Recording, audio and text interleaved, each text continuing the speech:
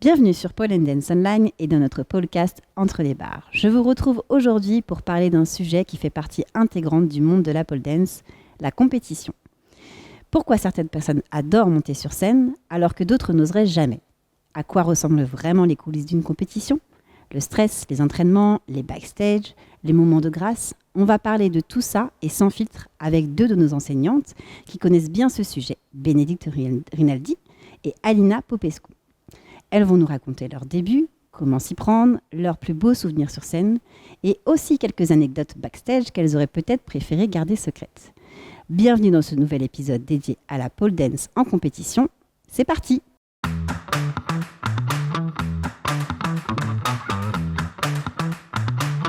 Bonjour les filles, merci d'être là avec nous sur notre podcast Entre les barres. Donc je suis avec Bénédicte Rinaldi et Alina Popescu. Bonjour. Popescu, excuse-moi. Qui sont deux de nos enseignantes chez Pole Dance et qui sont des spécialistes de la compétition. Est-ce que vous pouvez vous présenter un petit peu, alors rapidement, refaire un petit peu votre parcours dans la pole dance, quand est-ce que vous avez commencé et quand est-ce que vous avez sauté le pas pour la compétition? Là, je vous laisse. Vas-y, je t'en prie. Moi, j'ai commencé la pole en 2012.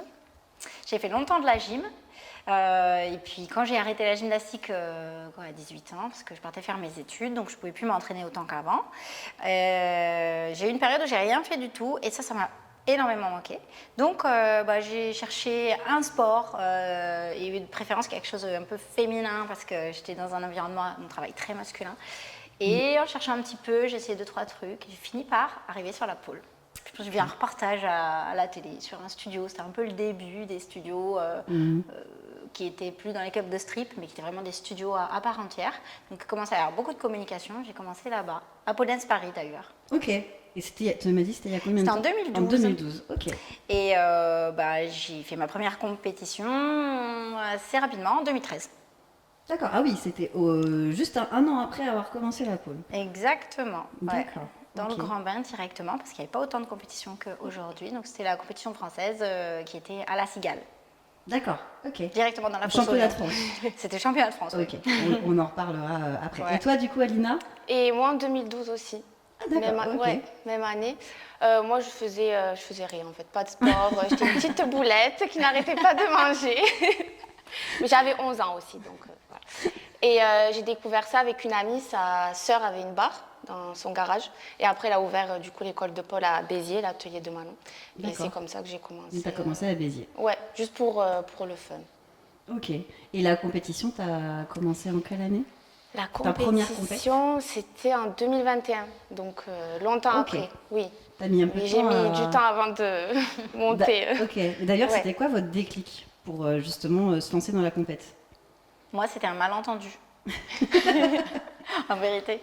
C'est-à-dire que le studio où je m'entraînais, ils organisaient les championnats de France. Et j'avais demandé à participer. Mais parce que moi, c'est les pole cleaners qui m'avaient fait rêver. Parce qu'ils étaient au pied des prestats, ils avaient la meilleure vue sur les athlètes. Puis c'était une époque où il y avait on avait nos pole stars, quoi. Il n'y avait pas autant de gens connus.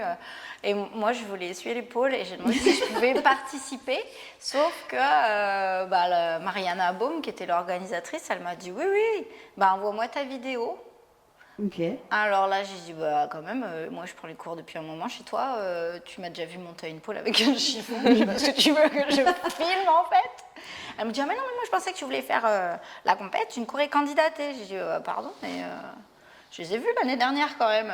Elle me dit, écoute, essaye, on se bat, tu vois, fais ta vidéo. Donc je suis repartie, chercher une musique, ce que j'avais jamais fait, me demander comment on monte un numéro et tout, envoyer ma candidature pour quelques mois après qu'on me dise c'est bon, t'es prise. Et là, je me suis dit, qu'est-ce que j'ai fait? Qu'est-ce que j'ai fait? Tu te sentais pas du tout légitime au début de participer? Je me posais même pas cette question, c'est que j'avais jamais fait ça, quoi. Moi, je sautais dans l'inconnu, je savais pas comment on composait un numéro pour une compète. Je savais même pas comment on réservait un studio pour venir s'entraîner, en fait, entre les cours, parce qu'il y avait que les profs qui faisaient des compètes. Donc, ils avaient accès à leur studio, mais moi, j'étais pas prof à ce moment-là. Donc, j'étais devant, comme ça, bon. Non, parce que c'est totalement différent de la gymnastique. Les compétitions de pole dance, ça n'a absolument rien à voir.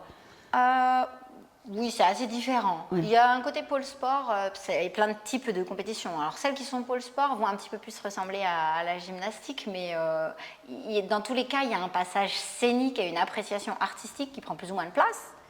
Mais ouais, ça va être ça la principale différence en la gymnastique. On va en reparler juste après des différentes compétitions. Et du coup, toi, tu as mis quand même un certain temps avant de faire ta première compète. Oui, moi j'ai mis très longtemps, mais j'étais pas très assidue. Oui, avec le collège, le lycée, c'est vrai que c'était pas comme aujourd'hui. J'ai arrêté pendant 3 ans la pole, j'ai repris pendant le confinement. Et après, pour ma première compète, c'était avec Milly, ma binôme actuelle. Et en fait, on avait juste envie de partager une scène ensemble en Italie. D'accord, donc direct en duo. Oui, c'est ça, direct parce que tu avais envie d'être sur scène plus. Oui, on avait envie toutes les deux de danser ensemble. Ok, c'est marrant, c'est bien parce qu'on a 2 exemples différents. Vraiment, c'était pas voulu, je voulais juste nettoyer les bars et en duo. Et du coup, votre première compétition, est-ce que vous vous souvenez un petit peu? Est-ce que vous étiez excité? Est-ce que c'était la panique, un mélange des deux?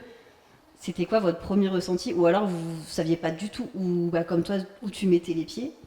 Et du coup, j'y vais, on verra ce que ça donne. Moi, j'étais très stressée. Très stressée, oui, très angoissée. C'était notre première, à toutes les deux, de Paul. Mais vu qu'on était deux, c'était un peu plus simple, parce qu'on était là, chacune pour l'autre, pour se rassurer. Mais ouais, très stressée. On avait fait la choré toute seule en plus. On n'avait pas beaucoup d'expérience à l'époque. Ouais. Donc, c'était beaucoup de travail. Mais on s'était quand même amusé. Ça s'est bien terminé. Et toi? Moi, le jour J, je m'étais sentie un peu perdue parce que je ne connaissais pas personnellement les autres compétiteurs. Aujourd'hui, quand on va en compétition de ça, on est dans une communauté, donc on retrouve forcément... des fois, on y va même limite pour voir les copains. Hein. Ah ouais. mais là, moi, je voyais des gens qui avaient du maquillage professionnel, qui géraient le timing de la journée. Moi, je ne connaissais personne. C'est quelques bénévoles, les nounous de la compète, qui m'avaient accompagnée dans la journée pour pas que je panique, qui étaient venus me rassurer et tout. Mais j'étais en mode saut dans le vide, quoi. Ah oui, total. Ouais. Et d'ailleurs, la prestation que j'ai faite, quand je suis sortie de scène, j'ai croisé quelqu'un qui dit « Alors, ça s'est bien passé ?» Et j'ai dit « Je sais pas. Je suis pas tombée, c'est tout ce que je sais. Je ne me rappelais de rien. » Ah oui, trou noir. Pas sur scène, mais après, okay. Le blackout sur qu'est-ce qui s'était passé et tout. J'ai dit, j'en sais rien, jusqu'à ce que je revoie ma vidéo. Et là, les souvenirs, je les ai recomposés, ils sont revenus. Mais c'était beaucoup trop pour moi. Puis alors, les lumières de scène, c'est impressionnant. C'était la grande découverte, ça. Puis la cigale, c'est fort. Il y a le public qui est très en dessous. Oui, c'est vrai que la cigale, oui. Ah ouais, c'était énorme. Et d'ailleurs, les lumières, ça vous gêne beaucoup dans votre routine sur scène le jour J, parce que du coup, vous vous entraînez sans lumière dans les studios, etc. Mais quand vous arrivez, vous avez une répétition avant, un seul passage, j'imagine? Ça dépend. Ça dépend? Ça dépend des compètes. Parfois, tu as la chance d'avoir 10 minutes sur scène. Ils font tes réglages exprès pour ta choré. C'est comme la Cigale, par exemple, ou les théâtres des championnats de France, maintenant, actuellement, avec la FFD. Mais beaucoup de compètes, même des compètes importantes, internationales, tu as 1-2 minutes par athlète. Oui. Ah donc tu touches l'épaule, tu regardes si ça spin, tu regardes la hauteur, tu regardes la distance, tu regardes ton sol, mais tu peux pas du tout faire ta choré avant la... Ah oui, t'as même pas le temps de faire la choré presque en entier. On te met pas ta musique, on te montre pas tes lumières et tout, donc ouais, ça peut être surprenant. Ok, parce que ça peut un peu déstabiliser après. Exactement, des fois tu te retrouves face à, par exemple, ta tête en bas, tu te retrouves face à la douche. Ouais. Et là tu dis, où est la terre? La douche, c'est la lumière qui vient tomber comme ça sur... verticale. Verticale. Ouais. Et je vous ai pas demandé, mais du coup, quels sont vos titres? Qu'est-ce que vous avez gagné en compétition? Vous avez participé à beaucoup de compétitions, est-ce que vous les avez toutes gagnées? Qu'est-ce que vous avez fait un petit peu pour que les personnes qui nous écoutent sachent votre parcours de compétition? Alors, première compétition pour moi avec Milly. Du coup, on a gagné en catégorie double avancée. C'était en Italie. C'était une compétition en Italie. Après ça, j'avais fait une compétition à Los Angeles. C'était un pôle sport. Je n'avais pas gagné. J'étais deuxième, donc c'était déjà bien. En solo, très bien. Du coup. C'était ma première, donc j'étais contente. Après, on a fait les régions avec Milly. Sélection pour le championnat de France l'année dernière, première. Championne de France du coup et du monde l'année dernière. Et de championne du monde. Championne du monde. Oui. Okay. Duo, toujours duo. Toujours en duo. Tu l'as dit tout bas. Glisse entre deux. Ok, c'est déjà pas mal. Hein. Oui, c'est très bien. Et toi, Bénédicte? Moi, j'ai fait toute une série de compétitions françaises. Donc, la première année, j'ai fait 5e, après 4, Ok. 3, 2, T'as remonté là, c'est l'escalier. dans l'ordre. Dans l'ordre. Toutes les places dans l'ordre. Je l'ai gagné en 2017. Ok. J'avais gagné un pôle théâtre qui était à Paris, qui était organisé d'ailleurs par Paul Enders. Oui. Je sais plus quelle Ça, année. c'était en 2014. 2014. Ouais. ok. Après, j'ai fait un petit décroché par le pôle sport aussi de 2015 à 2018 où là, j'allais en finale parce que c'est en 2 phases. Il y a les qualifications, c'est la bétaillère, et ensuite le top 10 repasse le lendemain en finale. Donc moi, j'étais déjà contente d'avoir fait une fois ma Corée et j'avais fini, ça dépendait 7, 8, 9, ça dépendait les années. Et donc je passe en top 10 et le lendemain, tu fais D'accord. Faut le refaire. oui, voilà, donc j'avais fait des 7, 8, 9 en pôle sport dans ces années-là. Et puis après, il y a eu tous les pôles art qui sont des compétitions internationales dans différents pays. Donc il y a Pôle Art France, Pôle Art Italie, il y en a plein, Pôle Art Chypre. Et sur toutes ces années-là, je les ai fait régulièrement et j'étais toujours 2e. Ah, c'est ta place. Je suis le poulidor de la pole dance. Toujours 2e. Ok, et bien justement, comme on a parlé des compétitions, comment ça fonctionne les compétitions dans le monde de la pole dance? Parce que c'est un sport qu'on le dit souvent qui est plus ou moins récent. Est-ce qu'il y a un cadre? Est-ce qu'on a une fédération? Est-ce qu'on a besoin d'être licencié? Comment ça fonctionne un petit peu les compétitions? Quel type de compétition on a? Donc on a parlé un peu, vous avez donné différents noms de compétitions. Est-ce que vous pouvez nous expliquer un petit peu quelles sont ces compétitions justement? T'en as qui sont dans le cadre fédéral et t'en as qui sont indépendantes. T'en as qui sont qualifiantes et t'en as qui sont aussi indépendantes. Donc, nous, on a depuis, je pense que c'est 2018 ou 2019. Je ne me rappelle plus. Mais c'est pas grave, à peu près. Coupera, puis tu rajouteras. Non, je pense que c'est 2018 parce que moi, je pense avoir gagné la dernière compétition française dans son état avant. Et ensuite, on est passé en 2018 sur le modèle FFD. Donc là, à partir de là, il y a commencé à avoir des sélections régionales. Donc au début, c'était nord, sud et puis les dom-toms. Et puis après, on a encore coupé les régions en 2. Donc il y a de plus en plus de compétitions. Donc il y a une étape de sélection interrégionale. Et ceux qui gagnent le meilleur score de leur zone, ils sont qualifiés pour les championnats de France. D'accord. Et il y a une finale nationale ensuite qui permet de se qualifier pour les championnats du monde POSA.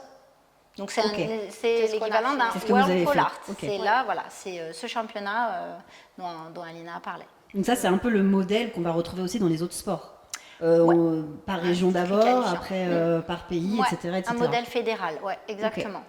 D'accord. Et après, il y a d'autres compétitions, comme tu as dit Pole Art, qui sont indépendants.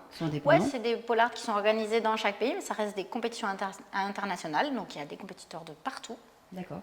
Et il y en a qui sont particulièrement réputés, qui sont connus d'année en année, donc ils ont de plus en plus de compétiteurs. Pole Art Italie, là, cette année, il y avait, je crois, il y avait plus de 450 candidats, toutes catégories confondues. Donc maintenant, il y a les amateurs, les avancés, les semi-pros, les pros, les élites, et maintenant, on a même mis à part les stars. D'accord, en plus. C'est une catégorie en plus au-dessus. Voilà. Okay. Et puis dans ces compétitions, parfois on est séparés, les hommes d'un côté, les femmes de l'autre. Parfois, surtout pour les compétitions artistiques, on peut être mixé. Et même en âge.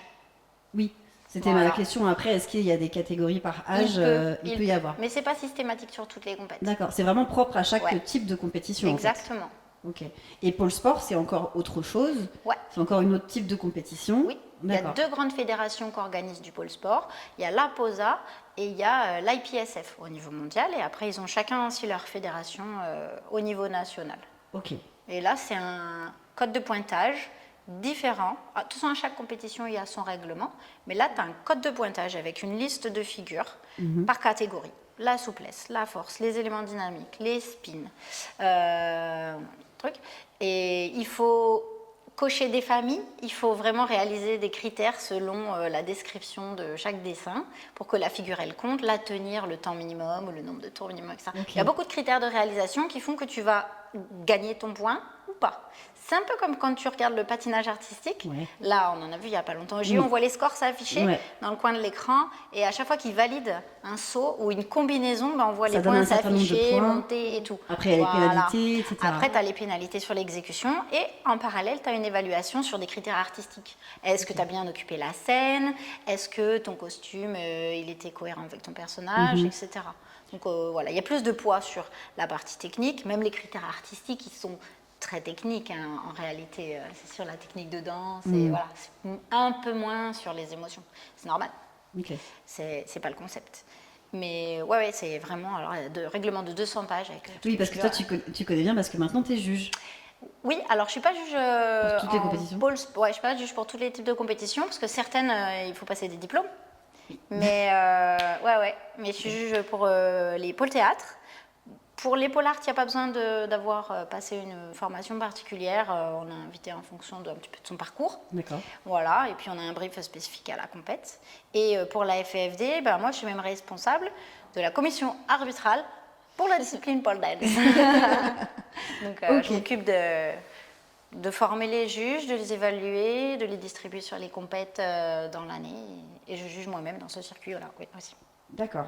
Ok, ça marche. Et donc, par contre, il n'y a pas besoin de licence comme on peut avoir dans d'autres sports. Système fédéral, oui. Système fédéral aussi. Dans le système fédéral, on est sous licence. D'accord, ça, je ne savais pas ça. Et tu as un vrai titre, quand tu gagnes les championnats de France ou les championnats interrégionaux, tu as un titre reconnu par le ministère des Sports. Ok, oui, qui est la différence de toutes les autres compétitions qui sont un peu indépendantes. Voilà. Ok. Déjà, c'est le titre pour la fame.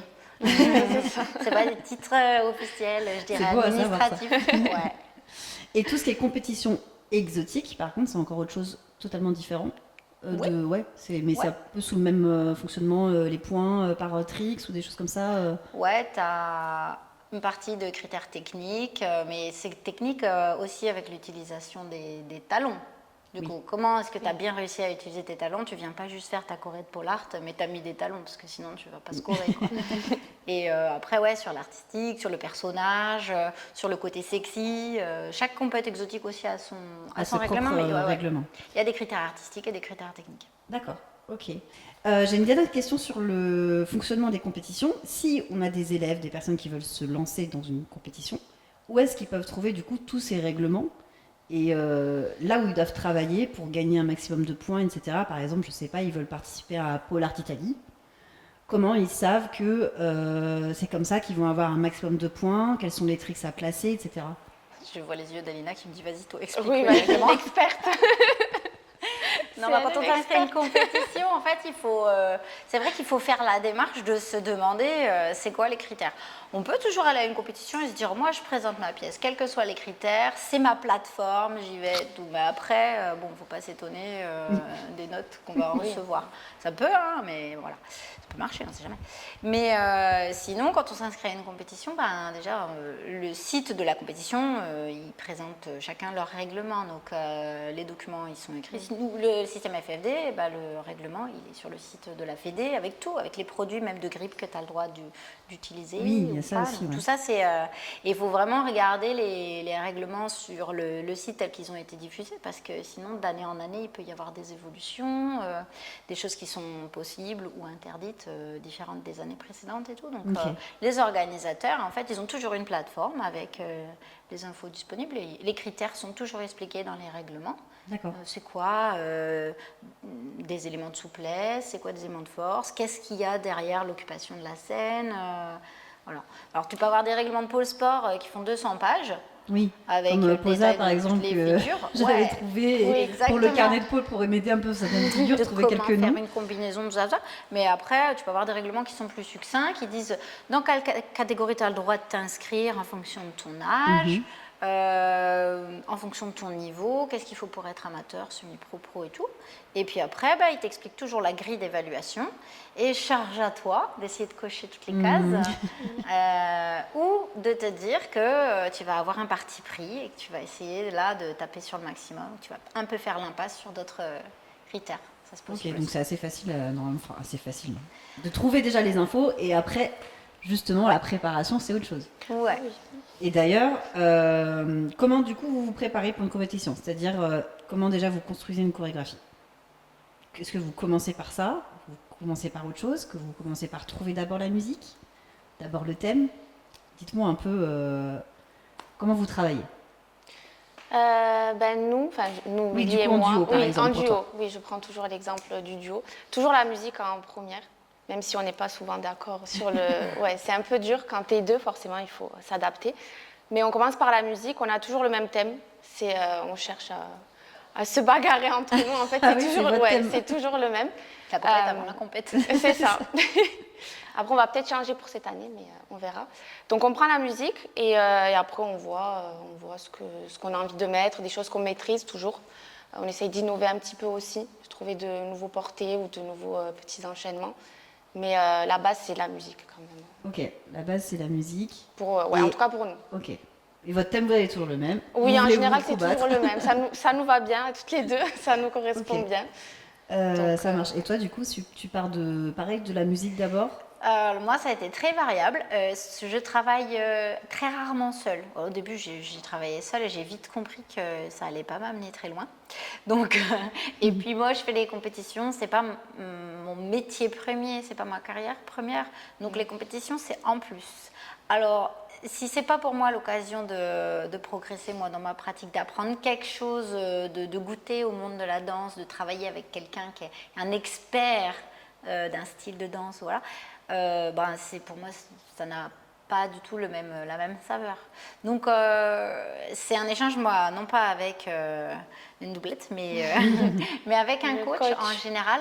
Et parfois c'est la musique qui me propose, parfois c'est moi qui propose la musique, qui prie pendant 4 minutes le moment horrible où quand ils écoutent ta musique avec les écouteurs et toi t'es là. 3 mois que je cherche. J'espère qu'il va aimer. Il y a ça, ou alors parfois c'était un concept. Ok. Vous avez le concept de base et de par là, je cherche la musique, je cherche les trucs qui vont J'ai beaucoup travaillé avec Kim Martinez, qui est prof au studio. Et parfois, elle est venue me voir et il m'a dit on va mettre des cerceaux sur la barre, tu vas les accrocher comme ça, tu vas passer à travers et tout. Et moi, je la. Ok. D'accord. T'es sûre? On cherche la musique. D'accord. Décathlon, BHV. Donc, des fois, ça partait d'un visuel. Aussi. D'accord. Okay. Ouais, d'un concept. Pas forcément figuratif. Après, chacun y voit ce qu'il veut. Nous, ça voulait dire quelque chose pour nous, mais voilà. Des fois, il me dit on va utiliser des ballons qui vont représenter des perles dans lesquelles tu navigues. C'était un personnage marin. Je dis ouais, d'accord, oui, d'accord, je retourne à Décathlon. Ok, il y a quand même une place quand même un peu à l'impro tout au début de votre créatif, la création. Pas forcément, enfin je sais pas. Quand je dis l'impro, c'est vous avez une idée, mais qui n'est pas totalement fixe et ça peut. Ouais, c'est peut-être la recherche plutôt. La recherche, ok. Parce que l'improvisation, oui, alors il faut se laisser la place d'échouer, ouais. Okay. Il faut se laisser la place d'éliminer, tu testes et tu sais ce que tu peux pas, ce qui marche pas, ou des fois des trucs que tu aimes bien mais ça rentre pas. Toi, t'as déjà eu. Oui, ça évolue, tu as une idée en tête et au final, ça peut ne pas marcher. Donc tu t'enlèves et tu dois rechercher autre chose. C'est dur d'abandonner. C'est long. C'est long. C'est très long. D'ailleurs, ça prend. Vous commencez à vous entraîner, à préparer ça combien de temps à l'avance avant la compétition? Ça peut être variable, j'imagine, selon chacun et chacune, mais. En général, nous, on essaye 4 mois. Okay. Et c'est court quand même. 4 mois, des fois 3. J'ai trouvé que c'était un peu court. Oui. 4 à 6 mois. Là, moi, la dernière, j'ai mis. Ça faisait depuis le mois de septembre que j'ai travaillé dessus. Et tu l'as faite là, il y a 2 semaines. Le dernier Polar Italie, il y a 3 semaines. Oui, c'est ça. Okay. J'avais commencé au mois de septembre. Mais après, j'avais aussi prévu de faire la chorégraphie sans savoir encore à quelle compétition j'allais la présenter. Okay. Donc derrière, c'est la date de la compétition qui s'est posée là. Mais ouais, 6 mois, c'est une bonne base. Oui, il vaut mieux commencer tôt. Oui. Okay. Si tu veux faire un truc très recherché, très complexe au niveau même des accessoires ou de la recherche, de la composition, tu peux. Il y en a qui travaillent sur leur numéro pendant 9 mois, 1 an, ça dépend. Hein. Oui. Puis ça dépend de l'expérience aussi, j'imagine. Oui, aussi. Peut-être que les premières compétitions, vous vous y preniez plus tôt, ou même pas forcément. Je pense que c'est vraiment aléatoire en fonction du projet en lui-même. Parce que moi, ça m'est déjà arrivé aussi de monter une pièce en 1 mois, parce que je m'étais qualifiée d'un pole art pour un world pole art. Oui, il y a ça aussi. Ouais. Okay. Et ils m'ont dit, C'est le mois prochain. Ah oui, d'accord. Je Et là, dis bah, t'as- merci. Donc là, on s'est enfermés pendant une semaine. J'ai pris ma semaine de vacances. Je me suis enfermée, parce que c'était aussi avec Kim, celui-ci. Et on a dit, bah, si ça sort pendant les coachings de la semaine, tu es capable de tenir un certain nombre d'heures. Hein. Tu ne peux pas faire 5 Oui, heures tu par fais jour pas non extensive plus non dans ce plus. mode-là. Hein. Si ça sort, j'y vais. Si ça sort pas, j'y vais pas. Ok. Donc, Oui. comme Il on faut se savoir connaissait dire, bien, à un moment donné, il faut savoir dire stop aussi quand tu le sens pas et quand tu n'es pas prête. c'est ça. Et puis, des fois, tu reprends, je ne sais pas si ça vous arrive aussi, mais tu reprends des choses que tu as déjà mis dans des anciens numéros. Ah oui, tout le temps. Ça marche C'est tes bien. combos, c'est tes signatures, mais C'est tu ça. vas leur donner une nouvelle saveur avec une nouvelle musique, une nouvelle interprétation. Mais du coup, tu n'es pas complètement perdu et tu pars pas de rien. Oui. Tu as une base, ouais. Quand Un c'est truc comme ça, que tu sais t'arrives. bien faire, Ouais. oui, tes favorite tricks, C'est ça. j'imagine. Ouais, c'est ça. Ok, et vous conseilleriez du coup, alors ça dépend parce que vous êtes, avec Milly, vous êtes un duo. Oui. Est-ce que à un élève par exemple qui voudrait se lancer, est-ce que vous conseilleriez fortement un coach ou pas forcément? Moi, je dirais oui, plutôt. Surtout si l'élève n'a pas d'expérience en danse ou enfin, même en pole, s'il n'a pas beaucoup d'expérience. C'est toujours bien d'être accompagné. Mais après, si tu as déjà toute l'expérience et que tu es assez à l'aise dans la création, tu peux tenter tout seul. Moi, je l'avais tenté, mais c'est toujours mieux quand même un coach. En tout cas, en solo, je recommande En un solo, coach. Ouais. ouais. En duo, c'est un peu différent. Duo, c'est différent Parce parce qu'on est deux, donc on va s'entraider, on va trouver toutes les deux. Mais quand tu es seule, c'est bien d'avoir quelqu'un qui t'aide aussi, qui t'accompagne. t'oriente, Oui. ouais, qui te... Parce que des fois, toute seule, tu peux partir dans des idées et te perdre complètement, quoi. Donc, Ok. Et puis si t'es pas très créatif aussi, ça peut... il y a ça aussi, mais ça fait pas tout. C'est bien d'avoir l'œil extérieur Aussi. parce que des fois, on propose des trucs, on croit que voilà, on a projeté telle ou telle émotion. Et Puis en c'est fait, en l'inverse. face, on n'a pas les clés pour le lire Oui, et on c'est s'en ça. rend pas compte. Surtout, comme tu disais, quand on n'a pas l'expérience. Oui. Au moins des points de passage. Hmm. Quelqu'un qui fait des lectures chorégraphiques ou des choses comme ça. Ouais. Ça, c'est bien. Ok. C'est quoi votre plus gros fail en entraînement pour une compétition? Est-ce que vous vous souvenez? Si vous avez Plus une gros petite anecdote, vous étiez en train de préparer une compète et à un moment donné vous êtes dit là ça va pas ou gros fail. Alors là, Le je délai, réfléchis. Ah ben vas-y, commence. Ah bah, je regrette de ne pas avoir cette vidéo. Parce que sinon, j'enregistrais des heures de vidéos que j'effaçais. Donc là, je me suis dit, oh, ça va. Et en fait, juste avant le Polar de France qui était en 2018, je travaillais avec des ballons, les fameux. Les fameux ballons de Il yoga fallait en fait. les gros ballons de Pilates, donc ils étaient plus ou moins gonflés, il y avait différentes tailles et tout, on les avait peints, les avait attachés à une plateforme, tout ça. Je rebondissais dessus au pied de la pôle et j'en emmenais un avec moi pour danser autour du ballon en fait. Ça se voit un petit peu maintenant dans le cirque, un petit peu plus. Et bah, cet entraînement-là, Kimi devait venir voir mon passage. Et 10 minutes avant qu'il arrive, j'étais en train de tester les figures, parce que moi je m'y chauffe, je me dis, je vais être au taquet pour quand il arrive. Et en fait, en rebondissant sur le ballon, je ne sais pas si je l'avais trop gonflé ou si j'étais fatiguée, je l'ai explosé. Il m'a explosé sous les fesses. Et donc j'étais avec la musique, j'étais comme ça, là, et je me suis dit d'accord. Et là, qui m'ouvre la porte? Il a vraiment un bon moment. Hein. On va à Decathlon. Je suis pas sponsor en plus. Hein. Je sais pas pourquoi j'arrête pas de parler de Decathlon. Ah oui, vraiment c'est. Ouais. Et là, je me suis dit, il n'y aura pas de training parce qu'il n'y a pas de ballon en fait.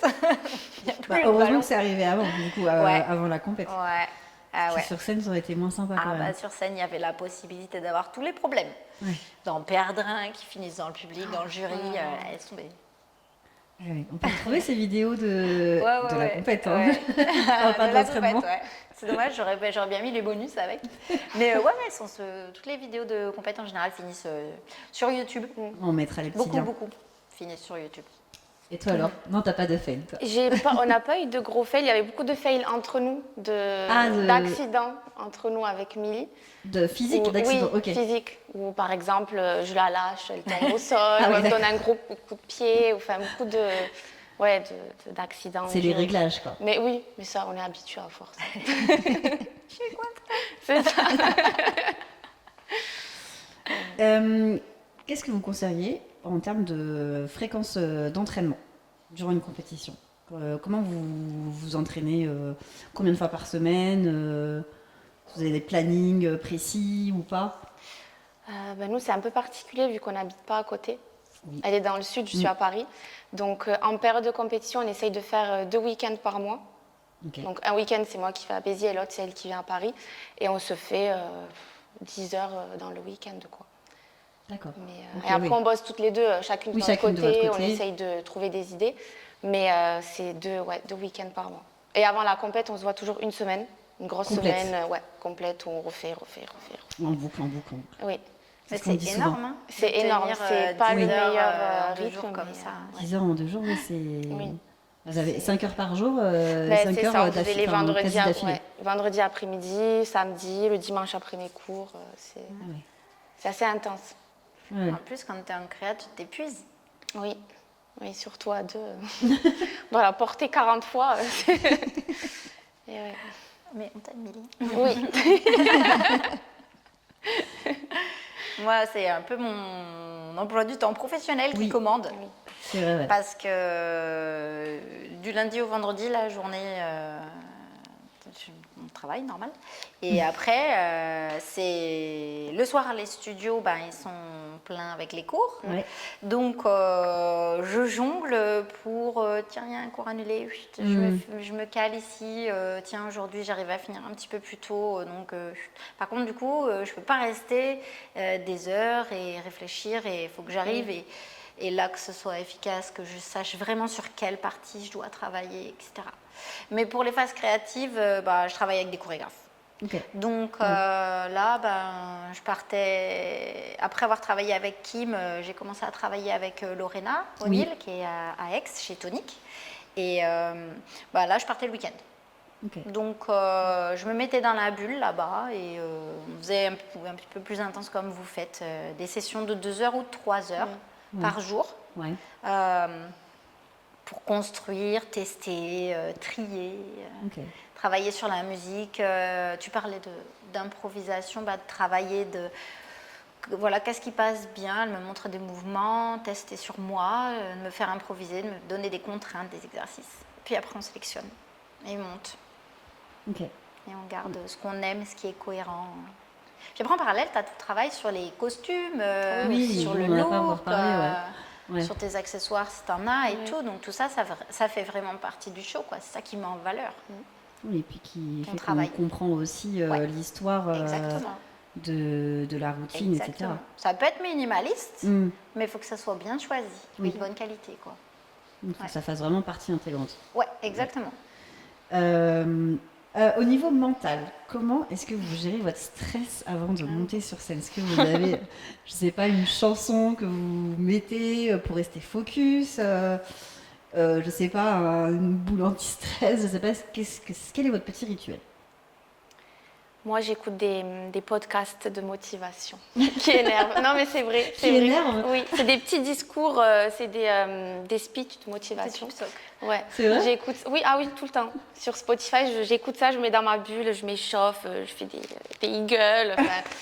C'est vraiment comme ça que j'arrive à me mettre dedans. Mais ça, c'est juste avant de monter sur scène. Ouais, genre 10 minutes avant, quoi. C'est ça. Okay. Ouais, vraiment juste avant, je parle à personne. Ouais, même à Milly, je dis, tu me laisses tranquille, je veux pas.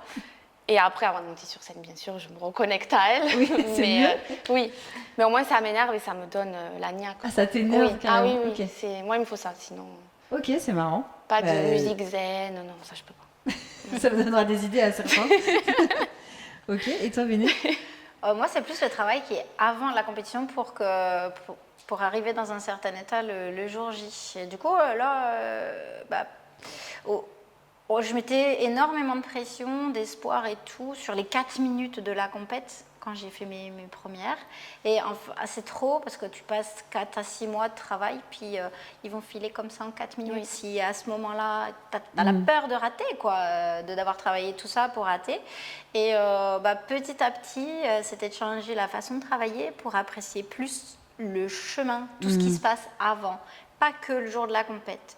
Et là, maintenant, c'est d'essayer de de me dire, ok, j'arrive là, c'est le jour J, c'est le moment important, c'est là qu'il y a le reveal, mais en fait, la choré, elle existe déjà, et c'est plus d'apprécier la première fois que je vais la passer en entier avec mon coach, la première fois que je vais la montrer en costume, des fois à mes élèves avant le cours, ou voilà, donc on fait une petite représentation dans le cocon, mais de les prendre autant au sérieux que le jour de la compète, et de me dire, voilà, c'est pas que ces 4 minutes. C'est comme si tu te mettais un peu en condition, un petit peu à chaque fois, à des moments clés. Comme ça, le jour, Exactement. Le jour J, t'es un Il y a une année où, parce que je paniquais toujours 10 minutes avant de monter sur scène, ça, tu peux rien faire. Il y a une année où on a décidé que tous les samedis, quand j'allais répéter, j'allais me maquiller, manger à l'heure de la compète. Donc moi, je sortais là-bas à National, maquillée comme un camion volé. Et après, on allait même dîner comme si c'était après la compète et tout. Donc, on passait tous les samedis comme si c'était le samedi de la compète pour eux. D'accord, ok. C'est intéressant. Est-ce que vous avez eu envie d'abandonner le jour J? Vous êtes arrivé et vous dites non, j'y vais pas. Oui. Ouais. Une seule fois, ça m'est arrivé à la dernière compète. Au championnat du monde, j'avais plus envie. Quand on a fait, c'était horrible. La veille, quand on a fait les prises de barre, quand on a fait les tests, en fait, c'était dans un gymnase, donc pas dans un théâtre. Et c'est vraiment différent en termes de lumière. Là, tu vois tout le monde. Tu avais le jury qui était en face de toi qui te regardait comme ça. Et j'ai eu une grosse montée de stress. Je voyais la structure, j'avais le vertige. C'était trop. J'ai dit, je veux plus. Pourquoi je suis là? Pourquoi faire? J'ai pas envie. Et sur scène, je pense que ça s'est un peu vu que j'étais pas là, enfin j'étais pas autant là qu'à la Cigale. Moi je l'ai ressenti, j'ai pas kiffé le moment quoi déjà. Oui. Et puis je le vois, je me vois, j'ai pas envie de regarder la vidéo, je veux la montrer à personne. Mais oui, c'était dur mentalement. Et heureusement, et là, c'est d'où l'intérêt d'avoir, quand tu es en duo, tu as l'autre qui peut être dans l'état d'esprit inverse. Oui, elle, c'était après. Elle n'était pas bien après, elle n'arrêtait pas de pleurer. Moi, c'était avant, mais c'est souvent comme ça. Moi, c'est avant, elle, c'est après. Et par contre, après, j'avais envie de la refaire, la choré. Je me suis dit, j'aimerais bien repasser pour là, apprécier le moment. Mais après, c'était un premier aussi championnat du monde, donc c'est normal qu'il y ait ce stress. C'était un autre stress un peu différent des autres. Ah oui. Et toi, tu as eu envie? Non. Toujours, tu t'es dit, j'y vais. En fait, je me suis dit, j'y vais. J'ai pas dit que j'y allais toujours avec plaisir. Parce que des fois, je me suis dit... en fait, il y a toujours un moment où on se dit, mais pourquoi je m'inflige ça? En fait, j'étais pas obligée. Je me suis inscrite toute seule. Genre, on m'a pas menacée. J'ai fait ça comme une grande. J'ai fait chier tout le monde depuis des mois avec ma choré. Et ensuite, là, je me fais dessus. Mais il n'a jamais été question de faire marche arrière, d'abandonner parce qu'en fait, déjà, et surtout quand j'ai travaillé avec des coachs, des chorégraphes, je les ai choisis parce que j'aime ce qu'ils font et j'ai envie d'apprendre leur travail. Et du coup, j'avais envie de le montrer. Et c'était plus la reconnaissance de mon coach que j'allais chercher en me disant, ouais, je peux le faire. Et la pression était plus par rapport au regard du coach qu'au résultat. Et échouer, pas être placé, tout ça, pour moi, c'est pas grave. Mais j'avais vraiment envie de cette validation-là, en fait. D'accord. Donc au final, non, j'y suis toujours allée en me disant, de toute façon, je vais y aller. Pas le choix. Mais d'ailleurs, est-ce que vous faites des compétitions, mais j'imagine que forcément la place finale a une importance, mais vraiment à 100%, ou est-ce que c'est aussi le plaisir, entre guillemets, de monter sur scène, de se challenger, d'essayer de nouvelles choses, etc. Ou est-ce que pour vous, vraiment le focus, c'est le résultat? Peut-être que je ne suis pas le meilleur exemple. Oui, moi, c'est le résultat. Ça, c'est le résultat. Toi, tu es très compétitive. Oui. Parce que je me dis, pour le plaisir de la scène, tu as des spectacles, tu as des shows, tu peux y aller pour t'amuser. Même s'il y en a peu. Il y en a peu, oui, c'est vrai. Mais la compétition, en tout cas en solo, oui, je peux y aller en me disant, bon, c'est pas très grave si je gagne pas, c'est ok. En duo, non, je me suis toujours dit, on gagne. Point. C'est marrant du coup que tu aies une différence entre solo et duo. Oui, bon, ça c'est un autre sujet, mais oui, à chaque fois j'allais, je me disais, on va gagner, quoi qu'il arrive, on y va et on sera là sur le podium. Même si ça se passait pas toujours comme on le voulait, on a toujours réussi quand même. Je pense que ça influence un petit peu le fait d'y croire, quoi. Et te conditionner avant, te dire je l'aurai la première place et c'est comme ça et pas autrement. Ok, c'est mon objectif et ce sera en comme ça, ça, en pas duo, autrement. c'est comme ça toujours. Je me dis pour elle aussi, il faut que... Ouais, je dois il faut qu'on gagne, pas que pour moi mais pour elle aussi. Donc. Ok, et toi? Non. Non, moi c'était... Et pourtant, j'apprécie d'avoir une médaille et tout. Hein. Je suis contente, mais en fait, je parlais de la validation du coach ou alors de susciter quelque chose, des retours, même des fois qu'on découvre des années après, hein, des gens qui disent quand tu as fait cette choré, moi j'ai senti ça, je fais ah non, ça y est, je me rappelle pourquoi je fais ça. Merci de me rappeler. Et en fait, c'est plus une plateforme. C'est-à-dire que la compétition au départ, et puis je me suis aussi beaucoup retrouvée dans ces compètes où il y avait un line-up de malades et de me dire, sois humble, hein, parce que là, vu les monstres où tout le monde pourrait gagner, crois pas que tu as une médaille qui t'est due, enfin tu peux pas faire des pronostics. Puis en plus, à chaque compète, son règlement, c'est jugé et tout.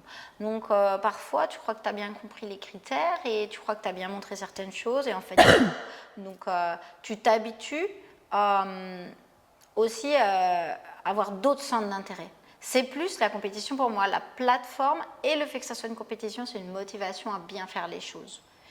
Tu as la contrainte aussi de respecter certains critères, ça te pousse plus loin, chose que tu ne ferais pas forcément si tu n'étais pas obligé. Ouais. Donc c'est le truc qui te pousse plus loin, mais j'avoue que moi, la validation de mon coach ou de mon chorégraphe, des fois, après, on ne va pas pleurer, hein, c'est des deuxièmes places. Moi, ok, j'ai pas eu la première, peut-être, j'ai pas encore eu la première. Mais sauf que je sais que dans les yeux de mon coach, j'ai gagné. Oui. Et ça suffit. Ça remplace. Ouais, ok. Ouais. Et justement, tu parlais de line-up, des autres qui sont là, etc. C'est quoi votre ressenti sur le backstage avec les autres compétiteurs, compétitrices? Est-ce qu'il y a une bonne ambiance, c'est bienveillant? Est-ce que il y a vraiment une tension? Alors j'imagine que ça dépend peut-être des compétitions. Oui. Parce que peut-être qu'il y a des compétitions où, comme tu dis, on retrouve des gens, ça fait plaisir, etc. Et d'autres, tu connais quasiment personne. Oui, c'est ça. Du coup, c'est quoi votre retour par rapport à ça? Est-ce que c'est très... Parce que je sais qu'il y a des sports où c'est hyper... Enfin, peut-être la gym, ou je sais pas, c'est très compétitif. Enfin, vraiment, on est sur quelque chose de très... une grosse tension, etc. Est-ce que c'est pareil en pôle ou ça l'est un peu moins? Ça dépend de la compétition. Je sais que nous, pour les interrégionaux, avant de passer sur scène, on ne se parlait pas entre binômes. Nous, on essayait de regarder un peu les autres, faire des petits sourires, visage fermé, personne ne se parlait, enfin, c'était très tendu. Mais après, une fois que tout le monde est passé, là oui, on va se parler, on va se dire bravo, c'était beau, se féliciter. Mais avant de monter sur scène, pas trop. Pas trop. Non. Si on essaye des fois de parler, non, pas je ne veux pas vous parler. Tout le monde est hyper concentré ou alors... c'est ça. Okay. À la Cigale, c'était un peu différent. Non, pas du tout, c'était pareil en fait. Non, c'était pareil. J'étais en train... Non, toujours pareil. Après, je ne sais pas pour les solos si c'est pareil ou pas. Mais... Ça dépend en fait des compétitions et des gens parce qu'on sait qu'il y a des tempéraments. Bon, on n'est pas nous-mêmes avant de passer sur scène. Comme ça, on se met une telle pression aussi. Même si on dit que non, on la gère, en vérité, c'est un moment important. On n'est pas vraiment nous-mêmes. Tu te places en condition de faire un truc difficile, émouvant, d'être le meilleur de toi-même et tout. Donc, voilà, on ne fait pas ça tous les matins, quoi. Oui. Et il y a des candidats qui sont insupportables. Parce qu'ils prennent beaucoup d'espace, font beaucoup de bruit. Ça te fait rire. Oui. On a tous des noms. Ah oui, cette personne. On ne donnera pas de nom. Et il y en a, il faut absolument les éviter. Des gens qui disent, ils sortent, ah moi j'ai rien préparé. C'est comme à l'école, tu sais, genre j'ai pas révisé, le mec il a 18. Voilà, déjà l'excuse au cas où ils échouent. Ça, je trouve ça à la limite même d'être irrespectueux, en fait. Ça va, c'est une compète, t'as préparé comme tout le monde, quoi. Et d'autres, elles sortent de scène, ils ont tout raté, ils hurlent. Et il y en a qui sont pas encore passés, donc je dégage, en fait.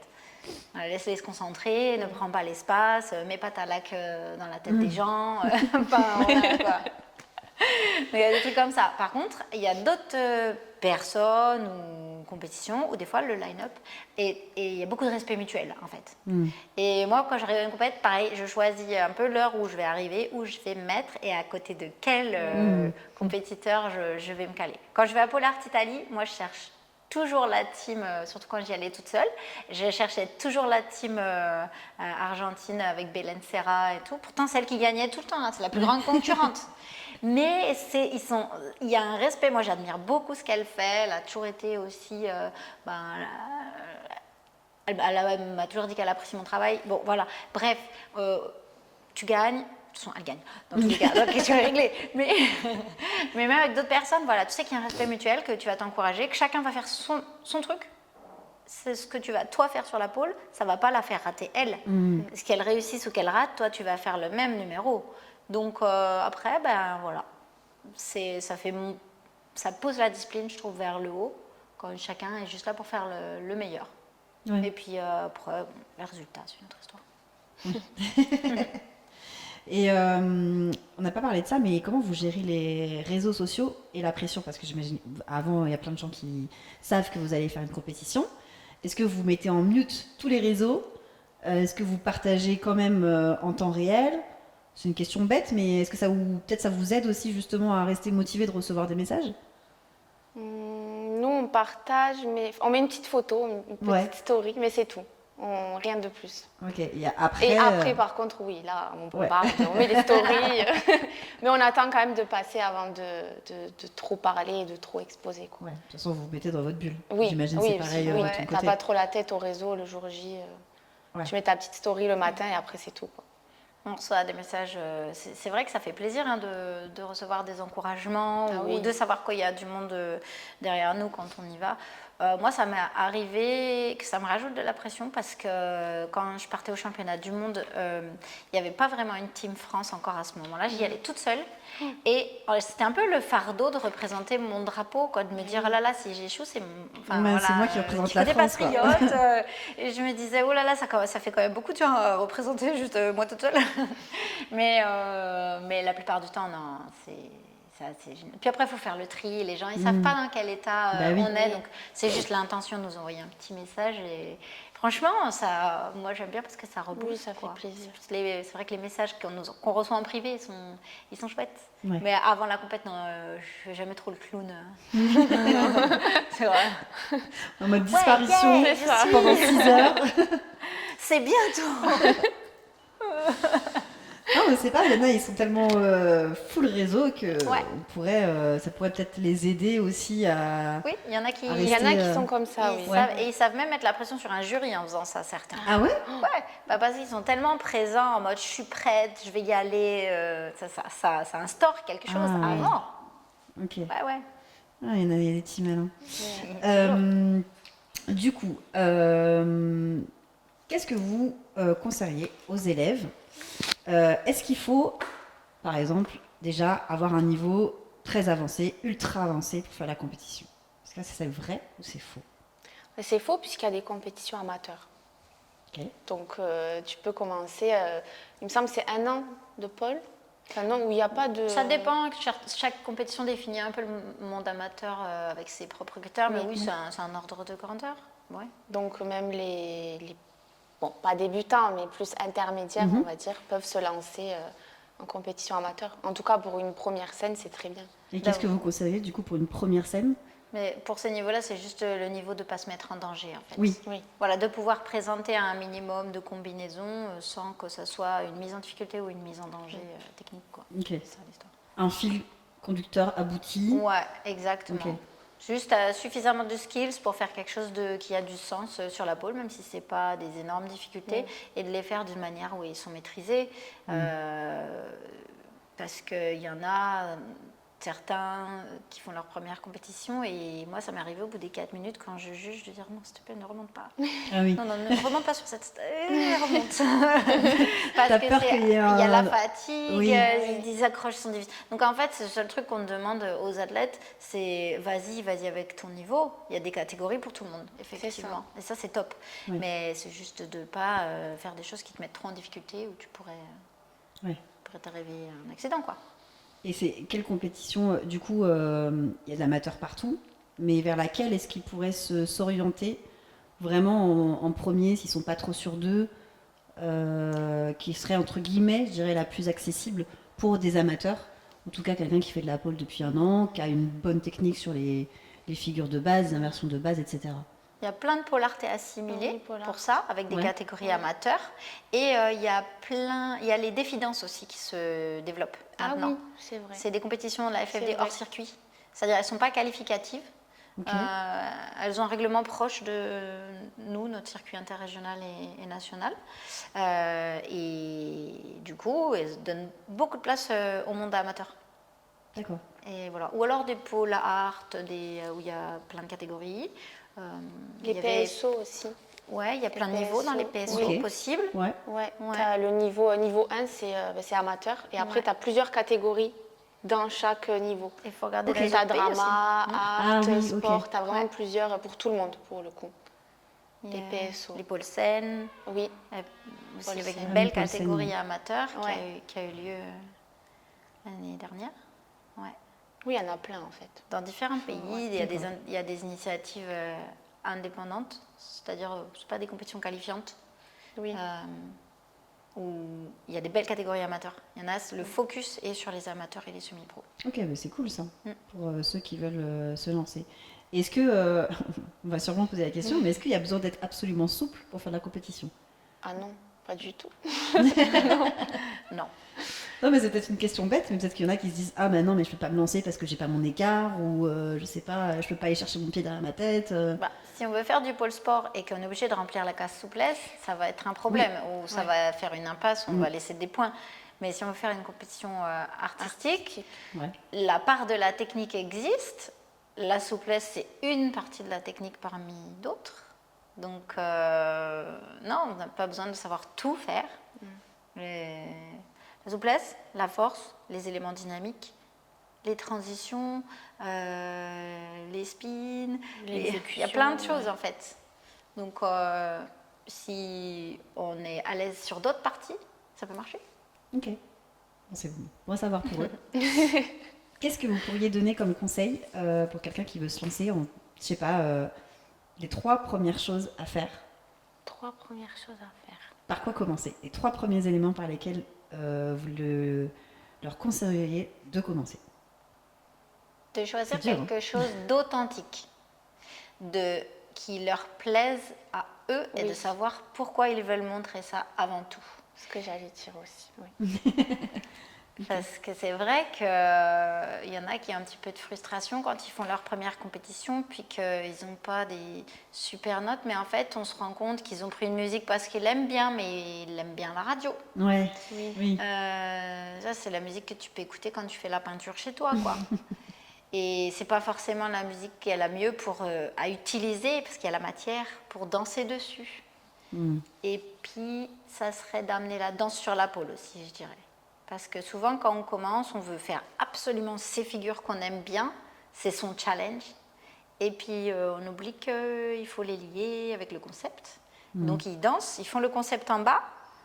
Et puis après, ils font les figures en haut. Training, Oui, ça fait très danse. séparé. Voilà. Ouais. C'est d'essayer de lier Ok. la partie artistique avec les figures qu'ils aiment bien, qu'ils savent faire. C'est Ne une pas chorégraphie. Ouais. Oui, c'est une chorégraphie. Ouais. Faut pas sous-estimer la danse. Oui.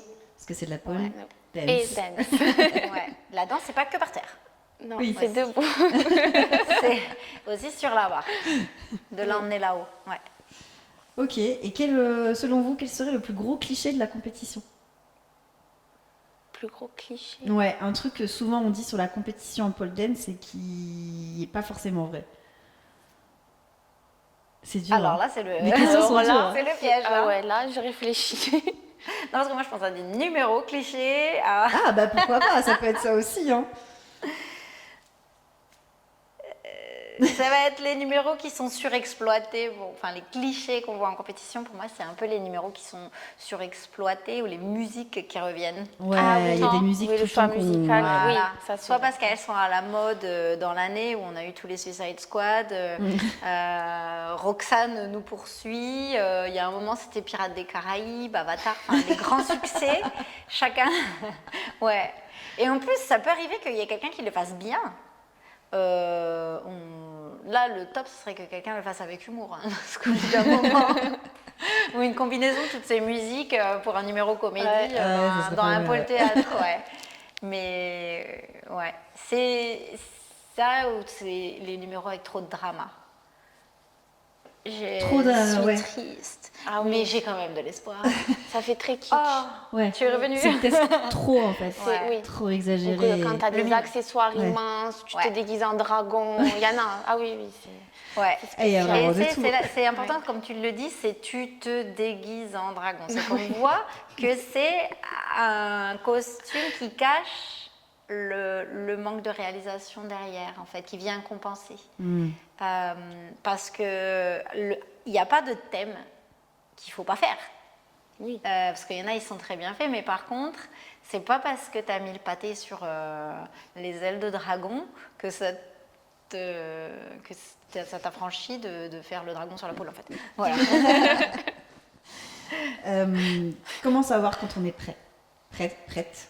On n'est jamais prêt. Non, Jamais. jamais Il prêt. manque toujours 2 semaines Non, déjà de ouais. base. C'est super. Voilà. Jamais prêt. Allez-y quand même. Ouais, t'apprends toujours en fait. Ouais. Chaque nouvelle compétition. Mais il faut avoir l'envie déjà. Il faut que tu Faut aies envie de le ressentir, faire. quoi. Ouais, c'est ça. Ok. Si tu sens que tu n'as pas envie d'être là, Ça te stresse plus qu'autre Ah bah chose et que même pendant la préparation, ça te met la boule au ventre Bah, et c'est ça. ça sert à rien. il faut quand même prendre du plaisir Ouais. et que tu aies envie de préparer ta Corée. C'est vrai qu'il y a des fois, tu te dis, il faut qu'elle arrive cette compète. Tu te prépares un Oui. peu en avance. Moi, ça m'est arrivé cette année. Ah Où, oui. comme j'avais des déplacements dans les mois précédents la compète, Ah oui. j'ai été prête avant. Et après, ça a été dur de reprendre et de se dire, bon, allez, on remet le couvert. Il faut s'y Je me remettre. disais, ça serait bien que ce soit maintenant, là, que ce soit fait, là, il faut y aller. C'est bon, j'ai envie de passer ça derrière. Ouais, on exactement. oublie, on passe à autre chose. Ouais, Après, c'est Noël, enfin, tu vois, des trucs comme ça. Voilà, après tu vas au studio, tu fais toujours la même chose, tu es Oui. toujours tout seul à faire ta même routine, Ouais, ça devient un petit peu ton lourd. échauffement qui se rallonge parce que tu es morte, La même musique. la en même boucle. musique, Ouais, la les musique mêmes en boucle. trucs. Ouais. Bah, déjà, nous, on voit quand on a des élèves qui préparent des Ouais. compétitions. Oui. Avec Céline, quand on est au studio et que Oui. les Ah élèves oui. préparent leur compétition. Ah Nous, oui. on connaît la musique par cœur C'est après. ça. Et on ne peut plus l'entendre après la Ouais, musique. ouais. Donc, j'ose imaginer que Le vous, trauma. le trauma, après, on la ressort plus, la musique. Après, tu penses qu'à ça, la nuit, tu penses à ça, tu te réveilles avec ça, tu vois que ça. C'est là que tu sais que tu as choisi une bonne musique. Ouais. Quand tu arrives à la compète et que tu dis, non franchement j'aime bien. Ah, c'est Quand le tu l'aimes signe. encore. Le jour où tu dois la montrer. C'est ça. Et les erreurs à éviter. Absolument. Une erreur chacune. Une erreur à éviter. Que peut-être vous auriez fait par le passé. Non, vous n'avez pas fait d'erreur. Une erreur, bah, je dirais, il faudrait éviter de commencer à se préparer trop tard. Par exemple, 2 mois avant. C'est du vécu. Oui, en fait, si tu as envie d'éviter les blessures aussi, parce Ouais, c'est qu'il faut important, penser à ça, très important. Après, tu peux pas les éviter, des fois, elles arrivent, Oui, bah, même des si tu as fois, commencé. c'est comme ça, et puis voilà. Mais commencer le plus tôt possible, pas s'y prendre au dernier moment, si tu as envie d'être dans les meilleures conditions. Ouais, c'est quoi. ça. Ouais. Ouais. D'être Faut avoir un content de minimum, soi, d'avoir abouti le truc jusqu'au bout, C'est etc. ça. D'être confiant aussi. Ouais. Donc, minimum 4 mois quand même. D'accord, maîtresse. Il y en a plein qu'on peut faire, mais pour en choisir une, je dirais de ne pas choisir des figures qui sont trop difficiles juste parce que c'est le challenge, qu'on va absolument les Ah oui. montrer. Donc, choisir des figures qui vont nous mettre en valeur pour le numéro en question et puis qu'on va bien exécuter parce qu'en fait, ça reste une présentation, un spectacle. Et si on paye pour aller voir un spectacle, moi, j'ai jamais vu des danseurs qui tendaient pas leurs jambes, qui tendaient pas leurs pointes. Enfin, je veux dire, il faut absolument ça. Donc, c'est de ne pas faire des choses qui nous mettent en difficulté au point qu'on n'arrive pas à bien réaliser les choses. Et en plus de ça, on voit que les gens se concentrent parce qu'ils se disent « il faut bien que je mette mon pied là ». Puis ils sortent du personnage. On voit bien qu'ils ne sont plus dans leur choré et du coup, ils perdent le fil. Alors, ils perdent sur tous les plans. Donc, c'est vrai, ouais. Sur le choix Le choix des figures. le choix de ce qu'on C'est maîtrise. ce qu'on maîtrise. Ouais. Ok.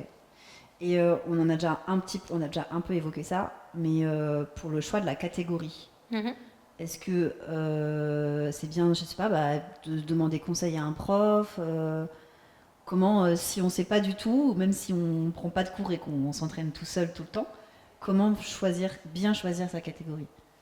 Tu peux demander à un prof, mais après sur les sites, tu as aussi comme des quiz. En fait, tu peux ok. faire des quiz qui te donnent après ta catégorie.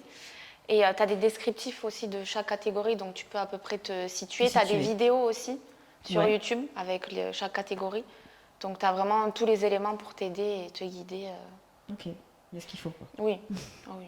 Puis après, des fois, peut-être de ne pas avoir peur de tester la catégorie du dessus. Oui. Non plus, parce que aller chercher la médaille parmi les gens qui ont moins d'expérience ou qui sont moins forts que toi de base, ça n'a pas beaucoup de valeur.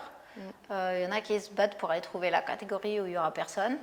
Comme ça, ils sont tout seuls, ils ont une médaille. Oui, ça, je comprends pas. C'est vrai qu'on l'a vu, ça. Ouais. Pour beaucoup, ça arrive régulièrement. Des fois, tu as envie de dire, on va t'envoyer ton trophée par la poste avant la compète et c'est bon, tu as gagné, quoi. Ouais. Mais des fois, si on correspond, par exemple, on ne sait pas, on est entre amateur et semi-pro, et pourquoi pas se tester un peu sur les semi-pros, parce que c'est intéressant aussi de voir justement des gens qui sont un petit peu plus forts ou qui ont un peu plus d'expérience, de partager cette journée avec eux et tout, ça en grandit plus, quoi, en fait. Comment rebondir face à l'échec, après l'échec? J'en ai pas eu. C'est ce que j'allais dire. Toi, tu vas pour gagner, donc tu n'as pas d'échec. Je sais pas. Non, mais ça peut être l'échec sur, je sais pas... T'as mis un coup de pied à Amélie. Elle est américaine. Ouais, t'es vraiment américaine. On demandera à Amélie comment le rebondir. Passer de roumaine à américaine. Face à l'échec. Mais on a failli avoir un échec quand même l'année dernière. En fait, sur toute l'année, oui. Parce que moi, j'ai eu 2 blessures l'année dernière sur des intervalles différents. Ouais, les 2. La deuxième était un peu plus grave. Bon, rien d'extra non plus, mais je ne pouvais plus lever le bras en fait. Et on avait les mondiaux qui arrivaient. Mais ça va. Donc, c'était dans 3 mois. Il y avait les mondiaux. Alina ne pouvait pas lever le bras. Donc, c'était génial. Et on a dû adapter un petit peu tous les mouvements. Au début, on s'était dit, on ne reprend rien de l'ancienne Corée, parce que je n'étais pas capable. Ouais.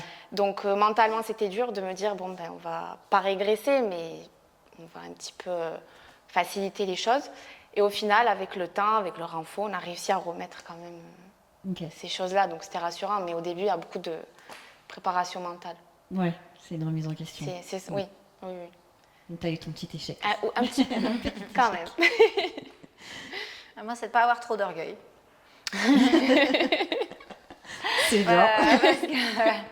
Parce que, oui, il faut déjà accepter que tu n'as pas gagné. Et parfois, c'est difficile quand tu penses que tu aurais pu atteindre une place et puis que tu es un petit peu en dessous. C'est difficile d'apprécier tout ce que tu as déjà fait pour arriver là. Alors, je ne dis pas d'avoir que la pensée positive et pas regarder ce qu'il y a à corriger. Ça, faudra le faire. Mais moi, j'étais tout le temps deuxième. Et en fait, j'ai battu des gens de ouf. Mais j'étais toujours derrière quelqu'un, et parfois qui était génial, et que c'était très bien ma place, deuxième. Et j'étais que face à des gens autour de moi qui étaient déçus pour moi, sincèrement. Ah, ouais. Ah, t'as pas gagné. Alors, il y en a 18 derrière. Et même moi, j'oubliais. Enfin, voilà. Il y a un goût amer. Donc, aussi, c'est le jour de la compète, il y a le résultat. C'est juste de se poser, d'apprécier ce qu'on a déjà fait. Mais si je dis ça maintenant, parce que ça prend des années, hein, ça prend un tas de deuxième place pour dire ça. Oui, j'imagine que dès la première compétition, c'est pas le même et ressenti. Et t'arrives avec ton trophée, t'es prêt à faire la fête, et là, il y a tout le monde qui fait Oh ma pauvre, tu feras mieux la prochaine fois. Ouais, non, t'aurais dû gagner. Non, pire, ils te disent t'aurais dû gagner. Des fois, tu sais, tu fais, je sais. Et des fois, tu méritais de gagner, des trucs comme ça. Ouais. Et des fois, tu dis, non, c'est elle qui gagne tout le temps, elle est géniale. Non, j'aurais pas pu la... Okay. Ouais, non, c'est ma place. On peut la fêter quand même. Ok. Et alors, est-ce que vous avez eu un petit couac, une performance où, alors, soit rien ne s'est passé comme prévu, soit vous avez eu un gros imprévu, un gros couac, je sais pas, il y en a, leur musique, elle est pas partie, ou elle est partie trop tard, ou elle est repartie au début, je crois que j'ai entendu des trucs comme ça. Ça peut arriver, Mais dans ces cas-là, en fait, c'est le manque d'expérience de continuer quand même, parce que en fait, tu as le droit de recommencer. Donc, c'est juste d'avoir la conscience de se dire, ok, pause. Si c'est un souci technique comme ça, qui vient pas de toi, tu lèves la main et puis on va te refaire passer en fin de catégorie ou quelque chose comme ça. Mais bon, après, si tu as un trou noir, là, on ne peut plus rien faire pour toi. Ah bah, Meilleur conseil pour le trou noir, oui, t'improvises. ah oui, il faut toujours improviser. Toujours. Ah oui, oui, toujours. Ça se verra pas, de toute façon, Non. ils sont pas censés savoir ce que tu es censé faire.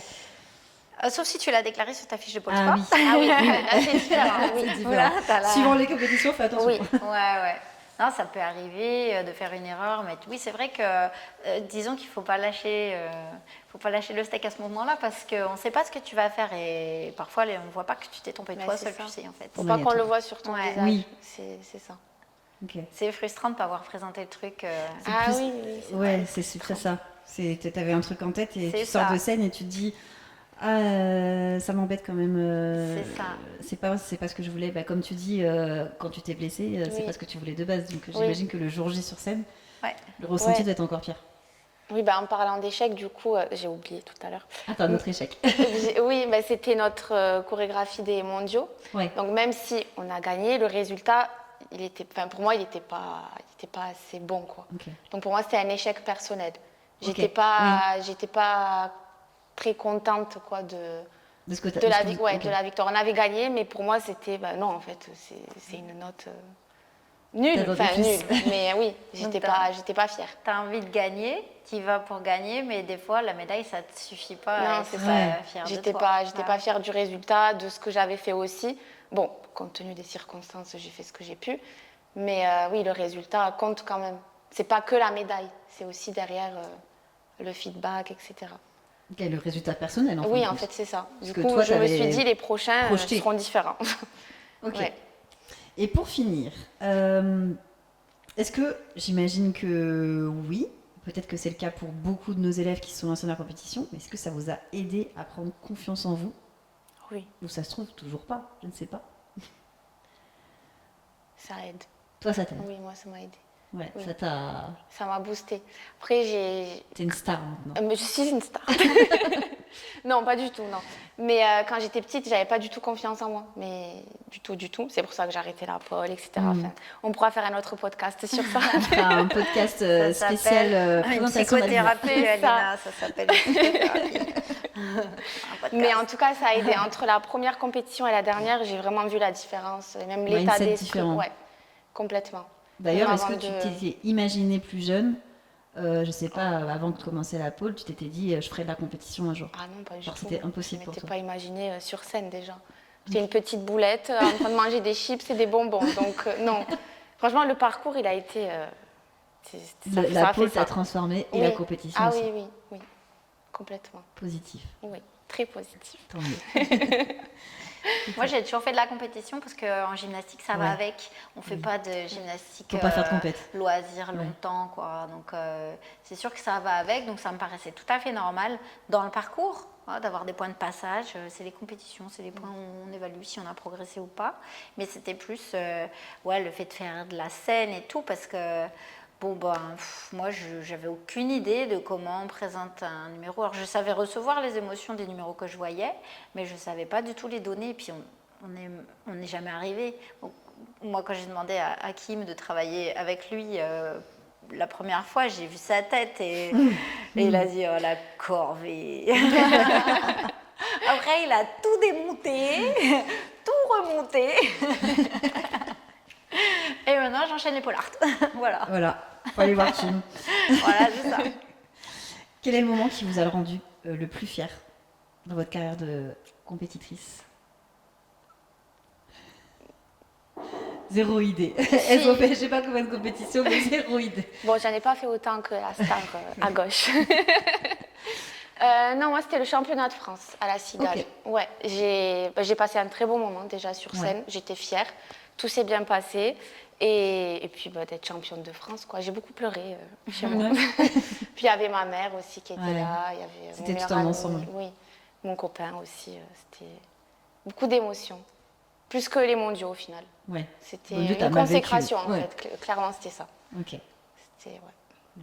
Moi, ça a toujours été la reconnaissance dans les yeux du ou de la chorégraphe. Toujours. Ok. C'est la validation qui vaut le plus pour moi. D'accord. je peux avoir un trophée et voir une super vidéo sur YouTube. Je sais si c'était soit Kim ou maintenant Lorena, s'il se passe quelque chose dans leurs yeux, je sais que là, j'ai touché juste. Et c'est ça qui me rend le plus fière de mon travail. Je me dis, ok, ça, c'est mon choix. Et pour terminer, du coup, dernière question. Pourquoi est-ce que la pole mérite d'être vécue au moins une fois sur scène? Donc, de manière plus générale, que ce soit par la compétition ou par un show, un spectacle, parce que du coup, il y a aussi ce moyen-là. Il n'y en a pas beaucoup, mais il y en a quelques-uns. Notre Super Pole Show qui va arriver fin juin. Il y a un show aussi à Béziers, je crois, qui se fait. Le 10 juillet. Voilà, le 10 juillet. Donc, alors pourquoi est-ce que vraiment les élèves méritent, ou en tout cas, il faudrait qu'ils se lancent pour s'exprimer sur scène? C'est pas fait pour tout le monde, hein, mais... Oui, mais il faut le tenter. C'est vraiment toute une expérience, les lumières, le public, le fait d'être dans le noir aussi et de rien voir devant toi, d'être seul sur scène et d'entendre les gens qui crient, qui t'acclament comme une star, quoi. C'est ça que je cherche en fait. Non, mais c'est vraiment, c'est toute l'ambiance qu'il y a. Et de te dire que t'es un peu seul, quoi, au final, parce que tu les vois pas, les gens. Et de te sentir là et de faire ce que t'as envie de faire, quoi. C'est une expérience à part. Ah oui, oui, oui. Dans un théâtre plus que dans un gymnase, quand même, je précise. Parce que pendant le show, tu es libre en fait. C'est toi qui donne, c'est toi qui crée le moment, c'est toi qui crée la magie. C'est quand même un privilège de pouvoir faire ça. La sensation, c'est vrai, la lumière, la qualité du son.